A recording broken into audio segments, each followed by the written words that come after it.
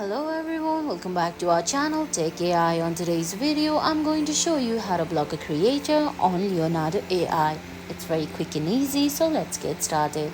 First of all, open the Leonardo AI app on your phone. If you don't have the app yet, you can get it from Google Play Store or the Apple App Store. Once you do that, go ahead, launch the app, then sign in. Now on the screen, you're gonna find 5 options: Home, Models, Create, My Library, and more. You have to stay on Home, then browse through the creations or the generations from the creators. Now go ahead, select a generation, then you're gonna find the profile of the creator by scrolling down. Tap on the username, then the profile will open.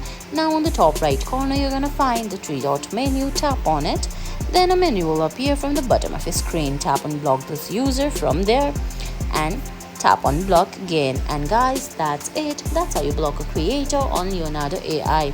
I hope you found this video helpful. If you did, please give it a thumbs up, leave a comment, subscribe to our channel and hit that bell icon. See you in the next video. Thanks for watching.